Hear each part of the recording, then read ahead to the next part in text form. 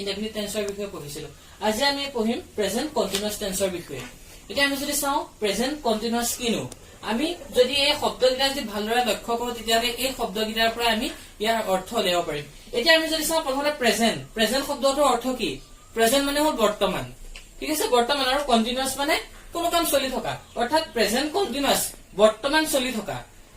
এতিয়া আমি গম পাম যে প্ৰেজেন্ট কন্টিনিউয়াস টেন্স কোড ব্যৱহাৰ কৰা হৈছে যিবিলাক কাম বৰ্তমানে চলি থকা হয় বৰ্তমান যিবিলাক কাম চলি আছে সেই কামসমূহ বুজাবৰ বাবে আমি প্ৰেজেন্ট কন্টিনিউয়াস টেন্স ব্যৱহাৰ কৰো এতিয়া প্ৰেজেন্ট ইনডেফিনিট টেন্সৰ দৰে প্ৰেজেন্ট কন্টিনিউয়াস টেন্সৰ নিজৰ এটা ষ্ট্ৰাকচাৰ আছে সেই ষ্ট্ৰাকচাৰটো এনেকুৱা ধৰণৰ subject plus am is are am is are কি এম ইজ আৰ হল বি ভাৰ্ব কাৰণ যেতিয়া আমি অক্সিলাৰি ভাৰ্ব পঢ়ো অক্সিলাৰি ভাৰ্বৰ প্ৰথমটো আছে বি ভাৰ্বত পাঁচটা আছে am is are was were কিন্তু প্ৰেজেন্ট কন্টিনিউয়াস টেন্সত অকল এম ইজ আৰ হে ব্যৱহাৰ কৰা হয় গতিকে subject plus am is are plus main verb plus যেহেতু ইয়াত বি ভাৰ্ব ব্যৱহাৰ কৰা হৈছে গতিকে মেইন ভাৰ্বৰ লগত আইএনজি এটা ব্যৱহাৰ কৰিব লাগিব আইএনজি প্লাস অবজেক্ট ঠিক আছে আমি যদি এই ষ্ট্ৰাকচাৰটো যদি এটা বাক্য লিখো তেলে বাক্যটো এনেকুৱা হ'ব ধৰিলো সাবজেক্টটো আই যেহেতু আই ফাৰ্স্ট পাৰসন সিঙ্গুলাৰ নাম্বাৰ গতিকে আই লগত এম ব্যৱহাৰ কৰা হয় গতিকে আই এম ভাৰ্ব এটা ললো ৰিড লগত আইএনজি আছে গতিকে reading I am reading object ললো এ বুক গতিকে I am reading a book আৰু এই ষ্ট্ৰাকচাৰটোৰ ওপৰত ডিপেন্ড কৰি on the basis of this structure or depending on this structure we can make a sentence of present continuous tense আৰু যদি আমি যদি এটা কনজুগেচন কৰো তেতিয়া হলে ফাৰ্স্ট পাৰসন সিঙ্গুলাৰ নাম্বাৰৰ লগত am হ'ব আৰু থাৰ্ড পাৰসন সিঙ্গুলাৰ নাম্বাৰৰ লগত is হ'ব আৰু বাকি first person plural number second person singular plural আৰু থাৰ্ড পাৰসন প্লুৰেল নাম্বাৰৰ লগত are ব্যৱহাৰ কৰিব লাগিব আমি পঢ়িম প্ৰেজেন্ট কন্টিনিউয়াস টেন্স কোড ব্যৱহাৰ কৰা হয় বা কোনবিলাক নিয়মৰ ক্ষেত্ৰত আমি প্ৰেজেন্ট কন্টিনিউয়াস টেন্স ব্যৱহাৰ কৰো গতিকে আমি যদি চাও দিয়া প্ৰথমতে বৰ্তমান যিবিলাক কাম চলি আছে অৰ্থাৎ আমি যদি অসমীয়াত চাও তেতিয়া হলে আছো অৰ্থাৎ খাই আছো শুই আছো গতিকে আছো শব্দৰ ক্ষেত্ৰত বা কোনো এটা বাক্য যদি এই আছো শব্দৰ শেষ হয় তেনেকুৱা বিলাক বাক্যত আমি প্ৰেজেন্ট কন্টিনিউয়াস টেন্স ব্যৱহাৰ কৰো উদাহৰণস্বৰূপে মই পঢ়ি আছো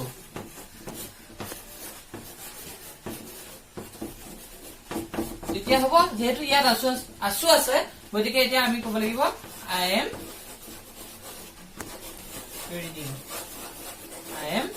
ৰিডিং দুই নম্বৰতে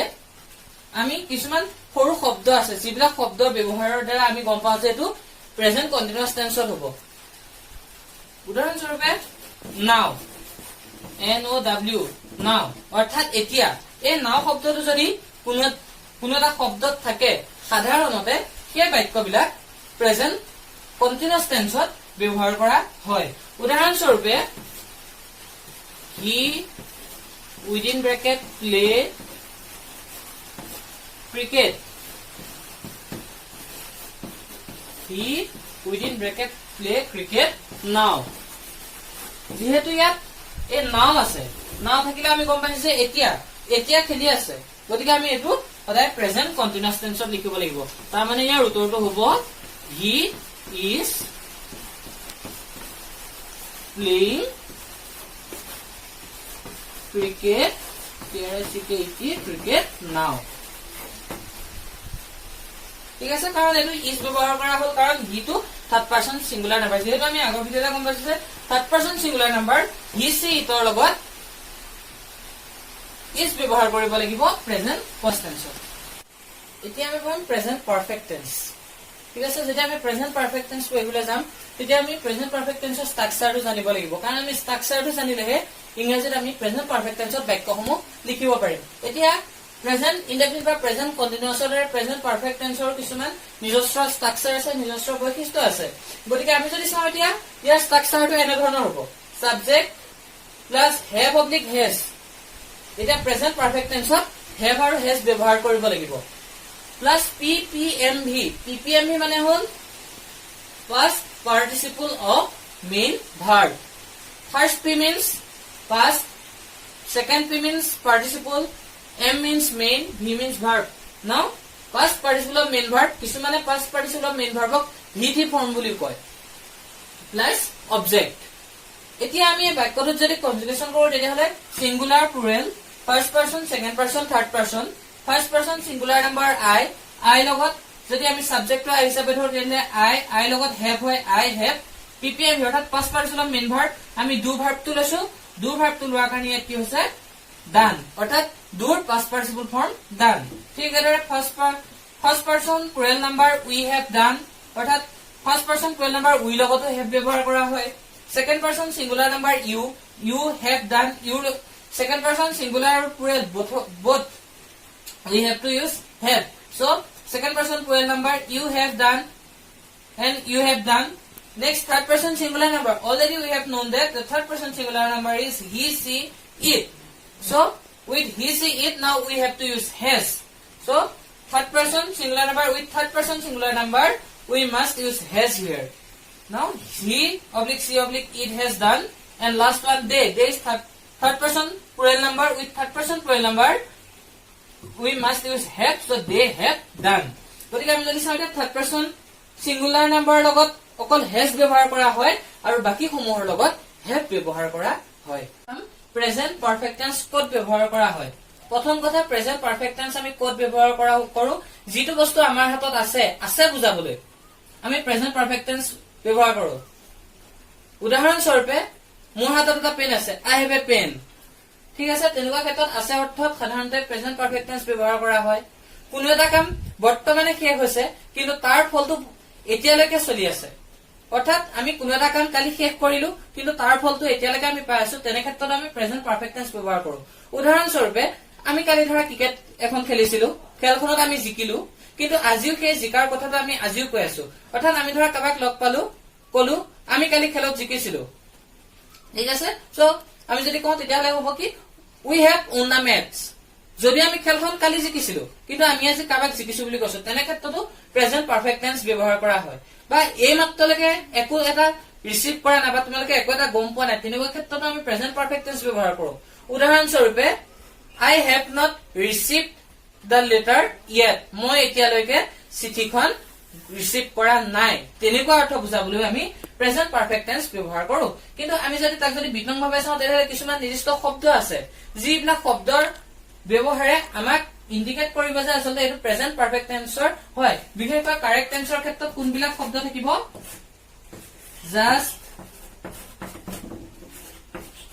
just now, yet, already, ever, never আদি শব্দবিলাক সাধাৰণতে প্ৰেজেন্ট পাৰফেক্ট টেন্সত ব্যৱহাৰ কৰা হয়। ধৰা আমি যদি উদাহৰণ হিচাপে চাওঁ, এক নম্বৰ উদাহৰণটো যদি চাওঁ, I received the letter just now, তেতিয়াহলে ইয়াৰ উত্তৰটো হ'ব I have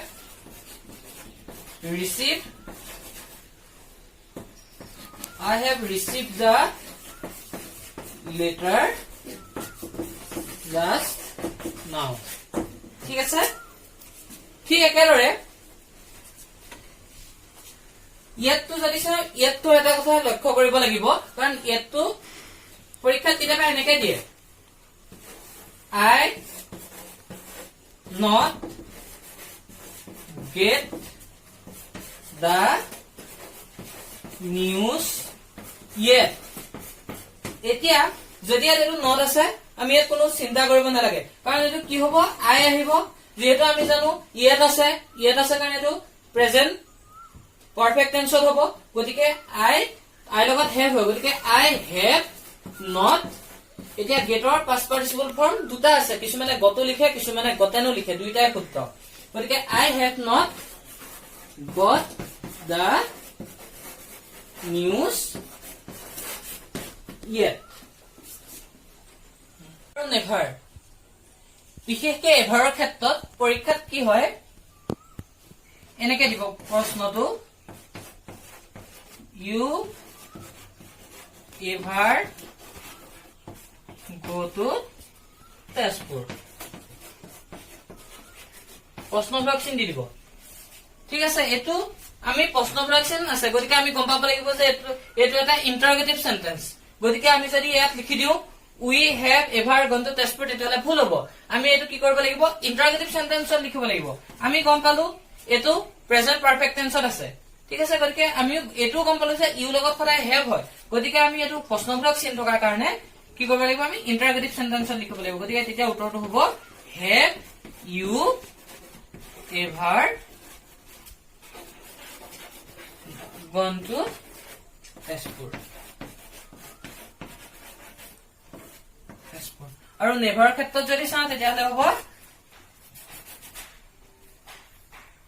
he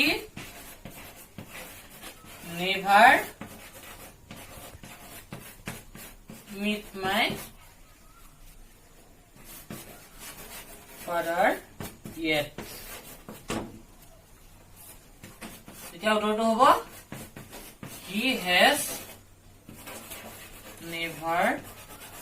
met my father yet কিন্তু এভাৰ আৰু নেভাৰ ক্ষেত্ৰত এটা কথা মন কৰিব লাগিব যে এভাৰ আৰু নেভাৰটো সদায় প্ৰেজেন্ট পাৰফেক্ট টেন্সত নহব পাৰে ই কেতিয়াবা পাষ্ট টেন্সতো ব্যৱহাৰ হ'ব পাৰে গতিকে বাক্যটোৰ অৰ্থৰ প্ৰতি আমি এই ক্ষেত্ৰত গুৰুত্ব দিব লাগিব পাৰফেক্ট কন্টিনিউয়াছ টেন্স প্ৰেজেন্ট পাৰফেক্ট টেন্সৰ পিছৰটো হ'ল প্ৰেজেন্ট পাৰফেক্ট কন্টিনিউয়াছ টেন্স এতিয়া প্ৰেজেন্ট পাৰফেক্ট টেন্সৰো একেদৰে এটা ষ্ট্ৰাকচাৰ আছে সেই ষ্ট্ৰাকচাৰটো হ'ল subject plus have oblique has plus been plus main verb plus ing plus object এই ষ্ট্ৰাকচাৰটোৰ ওপৰত ভিত্তি কৰি আমি প্ৰেজেন্ট পাৰফেক্ট কন্টিনিউয়াছ টেন্সৰ বাক্যসমূহ গঠন কৰিব লাগিব এতিয়া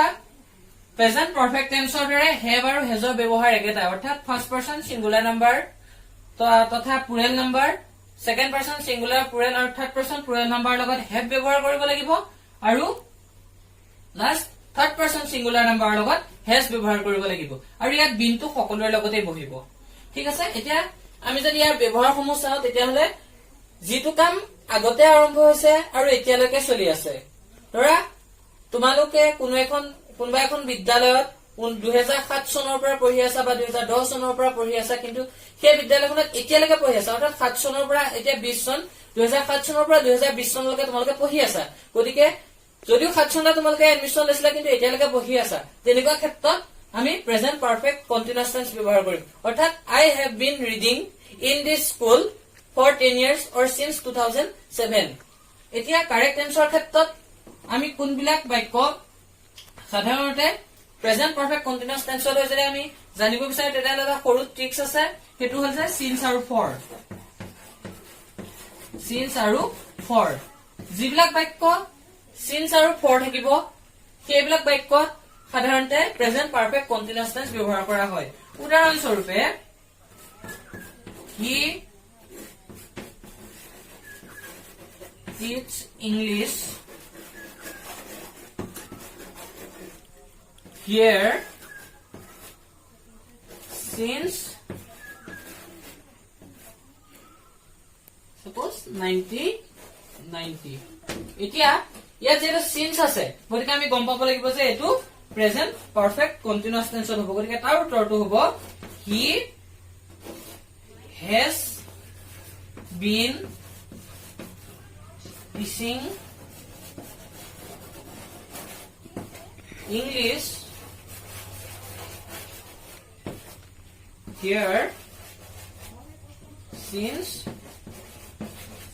1990 ঠিক আছে আৰু একেদৰে যদি চাও দুই নম্বৰটো যদি for আমি for ব্যৱহাৰ কৰি চাও my father live